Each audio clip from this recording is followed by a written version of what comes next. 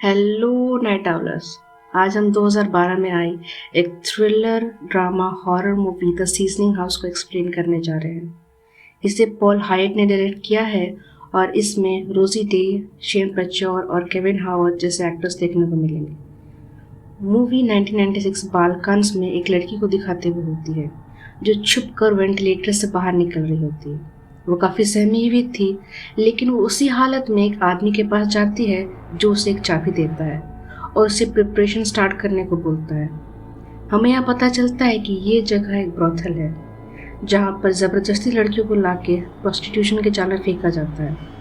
वहाँ पर 4 नई लड़कियाँ भी आती हैं। वो उन्हें देखकर उसे अपनी पास्ट की कुछ मेमोरीज भी याद आती हैं जो पहली बार इस जगह आई थी, और इस व्यापार में मिलिट्री के कुछ लोग भी शामिल थे। जब सारी लड़कियों को उनके बॉस विक्टर से मिलाया जाता है, वो उन्हें बताता है कि अब वो उसी के अंडर काम करेंगी। वो चाहे ना चाहे उन्हें ये काम करना ही पड़ेगा, और अगर किसी ने भी यहाँ से भागने की कोशिश की तो उसे मौत के घाट उतार दिया जाएगा। वो एक लड़की को लाता है, उसे गला रेत के उसे मार देता है ताकि बाकी लड़कियों में उसका डर बैठे। वो सारी लड़कियों को वहाँ से भेज देता है, सिर्फ उसे छोड़कर। यहाँ पर हमें पता चलता है कि वो गूंगी और बहरी थी। विक्टर उसे एंजल नाम देता है और अपनी खास हेल्पर की पोजीशन में रखता है। एंजल सारी तैयारियां करती है। मीनवाइल सारी लड़कियों को जबरन बेड से बांध दिया जाता है। एंजल सारी लड़कियों को एक इंजेक्शन लगाती है जिससे वो सारी लड़कियां अनकॉन्शियस या तो थोड़ी बहुत बेहोश हो जाती है। वो अपना काम करके अपने रूम जाती है, वहाँ जाके सो जाती है। हमें यहाँ पर फिर से एंजल का पास दिखाया जाता है, जहाँ पर हमें बताया जाता है कि वॉर के कारण उसके शहर पर अटैक हो गया था। एंजल की माँ उसे छिपने को बोलती है। एंजल जाकर कबर्ड में छिप जाती है, लेकिन सोल्जर्स उसे ढूंढ लेते हैं और वहाँ से घसीट के ले जाते हैं। हमें बाहर का सीन दिखाया जाता है जहाँ पर मासूम लोगों की लाशें इधर उधर पड़ी हुई थी और सोल्जर्स सबका मर्सिलेसली मर्डर कर रहे थे। एंजल की माँ अपनी बड़ी बेटी को प्रोटेक्ट करने की कोशिश कर रही थी। तभी वहाँ पर जनरल आता है, अपने सोल्जर्स को एंजल की माँ को मारने का ऑर्डर देता है। सोल्जर्स अपने ऑर्डर फॉलो करते हैं और उसकी माँ को मार देते हैं उसी के सामने, और उसकी बड़ी बहन को उठा के ले जाते हैं। इसी के साथ अगली सुबह हो जाती है। एंजल फिर से अपने काम में लग जाती है और सारी लड़कियों का रूम साफ करती है। लेकिन वो एक रूम जाती है जहाँ पर एक लड़की मर चुकी थी, और वो विक्टर के आदमी आते हैं और उस लड़की की लाश को घसीट के ले जाते हैं, मानो कोई इंसान थी ही नहीं। विक्टर एंजल को सबको प्रिपेयर करने को बोलता है और सारी लड़कियों को जाकर तैयार कर देती है। उसी के दौरान उसकी मुलाकात एक वायलेटा नाम की लड़की से होती है। वायलेटा से बात करने की कोशिश करती है, लेकिन वो जानती नहीं थी कि वो गूंगी और बहरी है। वायलेटा साइन लैंग्वेज में थैंक यू बोलती है और एंजल वहाँ से चली जाती है। उसे फिर अपनी माँ की कुछ मेमोरीज याद आती हैं। एंजल वापस अपने कमरे में आती है, जहाँ पर फिर उसे कुछ समय पहले की बातें याद आती हैं जब वो पहली बार इस जगह आई थी। विक्टर ने उसे ड्रग बनाना और इंजेक्ट करना सिखाया था, और वो उसके साथ टाइम टू टाइम इंटीमेट भी हुआ करता था। फिर से प्रेजेंट में वो वापस आती है और वायलेटा से साइन लैंग्वेज में बात करती है, जहाँ पर हमें पता चलता है कि वायलेटा ने अपने डेफ फादर के लिए साइन लैंग्वेज सीखा था। उसकी मेमोरीज फिर से पास में चली जाती है, जहाँ पर उसके अब्यूसिव फादर ने उनकी दोनों बहनों के साथ उसकी माँ को छोड़ दिया था, और उनकी माँ ही थी जिसने उन दोनों का ख्याल रखा था। एंजल रात में फिर सीक्रेट वेंट से होते हुए वापस वायलेटा के पास आती है, उससे कुछ बातें करती है। अब वो दोनों बॉन्ड करने लगे थे, लेकिन विक्टर के आदमी वहाँ आ जाते हैं, लेकिन उससे पहले ही एंजल वहाँ से भाग जाती है। अगले दिन फिर वो सारी लड़कियों को प्रिपेयर करती है और वायलेटा को जाकर ड्रग लगाती है और उसे थोड़ी कंफर्ट करने की कोशिश करती है और वहाँ से चली जाती है। एक आदमी आता है और वायलेट का ब्रूटली सेक्सुअली अब्यूज करता है, और ये सब एंजल वेंट से देख रही होती है, लेकिन वो कुछ नहीं कर सकती थी। कुछ देर बाद वहाँ से वो आदमी चला जाता है। एंजल तुरंत वायलेटा के पास जाती है, लेकिन वो काफ़ी ज़्यादा दर्द में थी। उस हैवान ने वायलेटा का पेल्विस तोड़ दिया था, जिसकी वजह से उसे काफ़ी ज़्यादा ब्लीडिंग हो रही थी। विक्टर भी आके वायलेटा की हालत को देखता है, और एंजल की रिक्वेस्ट करने की वजह से वो एक डॉक्टर को कॉल कर देता है। डॉक्टर उसकी जांच करता है और बताता है कि क्योंकि उसका पेल्विस टूट चुका है वो पैरों के नीचे से पैरालाइज्ड हो चुकी है और अगर उसके साथ ये और एक बार हुआ तो शायद नहीं बचेगी। लेकिन क्योंकि डॉक्टर भी इस ब्रोथल में आया जाया करता था तो वो भी पुलिस को कॉल नहीं कर सकता था। वो डॉक्टर भी फीस के बदले में वायोलेटा का असॉल्ट करता है। एंजल फिर वायोलेटा के पास मिलने आती है और उसे कंफर्ट करने की कोशिश करती है और विक्टर भी बाहर ही घूम रहा था, लेकिन उसके देखने से पहले ही एंजल वहाँ फिर से भाग जाती है और बाथरूम से निकलती है। विक्टर उसे अपने रूम में बुलाता है जहाँ पर वो उससे बताता है कि ये सब खत्म करके वो दोनों साथ में कहीं दूर रहेंगे और उसे ये भी बताता है कि वो उससे कितना प्यार करता है और उसे घर की या फिर ब्रोथल की चाबियाँ भी देता है और उसके बाद वो उसके साथ इंटीमेट होता है।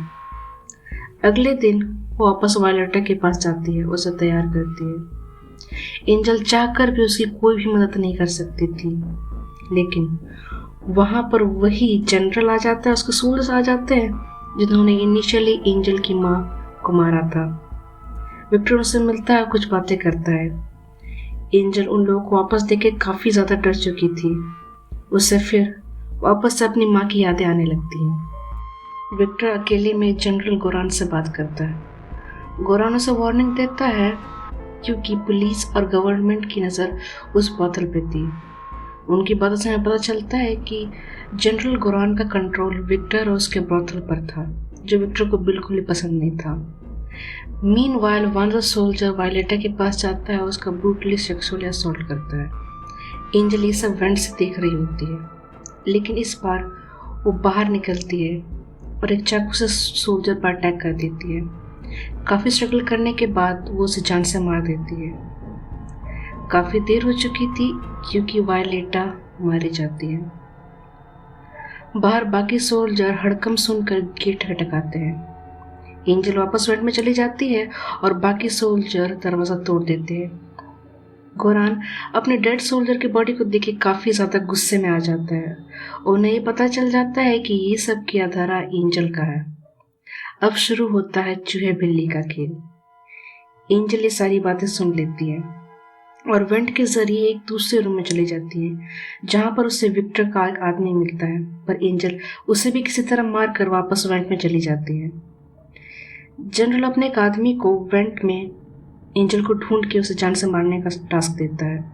वो एंजल पर गोली भी चलाता है, लेकिन एंजल किसी तरह उससे बच जाती है। लेकिन वो आदमी अचानक से स्लिप हो जाता है और नीचे गिर जाता है, जिस वजह से उसकी मौत हो जाती है। गोरान सारे वेंट्स में स्मोक बॉम्ब छोड़ देता है ताकि एंजल धुएं की वजह से बाहर निकल पाए। एंजल बाहर निकलती भी है, लेकिन वो एक खिड़की से बाहर भाग जाती है। उसके पीछे गोरान, विक्टर और वाइको जाता है, जो जनरल का भाई था। भागते भागते एंजल उस जगह पहुंचती है जहां पर उस ब्रोथल में मरी सारी लड़कियों की डेड बॉडीज को सड़ने के लिए छोड़ दिया गया था, लेकिन एंजल भागना नहीं छोड़ती। अचानक से उसे विक्टर मिल जाता है। विक्टर उसे बहलाने की पूरी कोशिश करता है और एंजल क्योंकि मासूम थी उसके झांसे में आ जाती है, उसकी बात मान लेती है। पर यह सब विक्टर का एक नाटक था, वो सब पकड़ लेता है। तभी वहाँ पर जनरल गोरान और वाइको आते हैं और वो दोनों अपनी बंदूक विक्टर पर तान देते हैं। विक्टर जनरल के भाई वाइको पर गोली चला देता है और एंजल इसी मौके का फायदा उठाकर वहाँ से भाग जाती है। जनरल गोरान विक्टर पर शूट कर देता है, जिससे वो मर जाता है और इसी के साथ जनरल का भाई भी मारा जाता है। एंजल भाग भाग कर एक घर पर पहुंचती है और वहाँ बेहोश हो जाती है। उस घर की ओनर एंजल को साफ करती है और उसे नए कपड़े बदल देती है। कुछ देर बाद एंजल की नींद खुलती है। उसे अपनी ज़िंदगी का सबसे बड़ा शौक लगता है। उसे पता चलता है कि उसी आदमी का घर है जिसको उसने सबसे पहले मारा था और उसकी वाइफ जनरल गोरान को सारी इन्फॉर्मेशन दे देती है एंजल के बारे में। वो उस रूम में आती है और एंजल को थ्रेटन करने लगती है और उसे अपने पति को मारने की वजह पूछती है। इसी के साथ उन दोनों की फाइट शुरू हो जाती है। एंजल किसी भारी चीज़ से उसकी वाइफ को मार मार के जान से मार देती है और वहाँ से भाग जाती है। कुछ देर बाद वहाँ पर जनरल आता है और उस घर की हालत को देखता है। अब वो और आग बबूला हो चुका था और फिर से गाड़ी से एंजल का पीछा करने लगता है। एंजल भागकर एक फैक्ट्री चली जाती है और वहाँ के वर्कर से मदद मांगती है, लेकिन वर्कर्स जनरल के डर से वहाँ से चले जाते हैं। एंजेला फिर से अकेली हो चुकी थी।